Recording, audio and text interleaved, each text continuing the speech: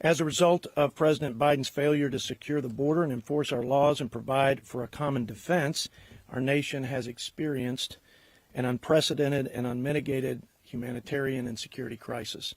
President Biden and Secretary Mayorkas, despite their ridiculous claims that they have operational control of the border. Will you testify under oath right now? Do we have operational control, yes or no? Yes, we do. We agree that the border is secure. Have surrendered control of our southern border to terrorist drug cartels, and the results have been overwhelming and devastating. And I think it's important to highlight. Just a few weeks ago, there was an illegal immigrant in Baltimore being told by cartels that they would rape his daughter in a stash house in Fort Worth, Texas, if he didn't pay an additional $21,000 or $23,000.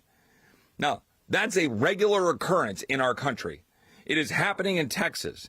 53 human beings cooked in a tractor trailer in San Antonio, which I represent, last summer. This is unacceptable.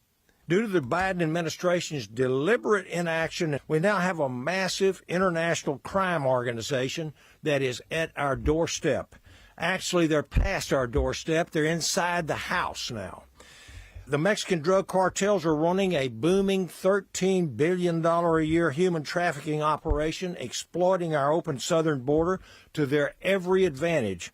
And their advantage is at every turn. I will not support American tax dollars deliberately being used to fuel this crisis. It's one thing that the federal government has refused to secure the border and Texas has had to spend so much money. It's another thing when they actually get in our way and tell us we have to stop securing our border. And so I stand with my colleagues here. I thank you for your work, and we will continue to fight with you, Governor Abbott. Over the last couple of years, we've talked about millions of people coming across this border. What I think we should now concentrate on is 85,000 children who have come across our border in the last 2.5 years are unaccounted for.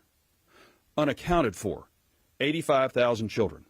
Everybody you see behind me is a husband and a father who would do anything to take care of their kids. This is a tragedy of the highest proportions, and on a moral basis alone, how is it that we're not saying today, we're not going to let this pass anymore? This is a national security issue.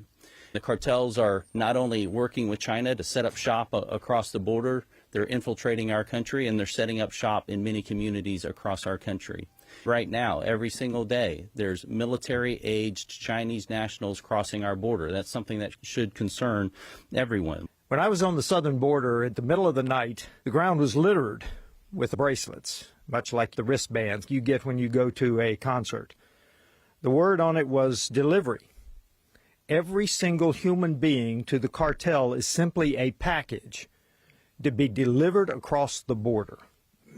It's a very sophisticated operation. This is not just someone wandering up through Central America, finding a place to wade across the river.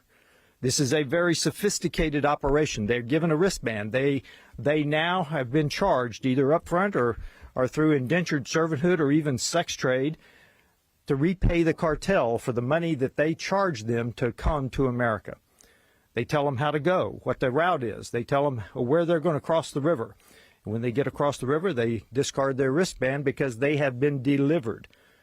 Just as UPS or Amazon would deliver a package, the cartel delivers them across the river. And then they've done their job, but they follow them into indentured servanthood or through the sex trade to collect that $8,000, $10,000, $15,000 that they charge them. Folks, this is not just a mob. This is a very sophisticated operation that the cartels are running. It's incredible to see the lack of transparency by this administration and the lack of action, which drives Texans to say we've got to step up and fill that gap where the gap has been created by inaction here in Washington, D.C. And this isn't the first time Texans have had to rise up to meet a threat head on. After asking the U.S. government for help at the Alamo, William Barrett Travis wrote a letter to the people of Texas and to all Americans. And in that letter, he said, if this call is neglected, I am determined to sustain myself as long as possible. That same fighting spirit and perseverance exists in every single Texan standing behind me right now. I know two things.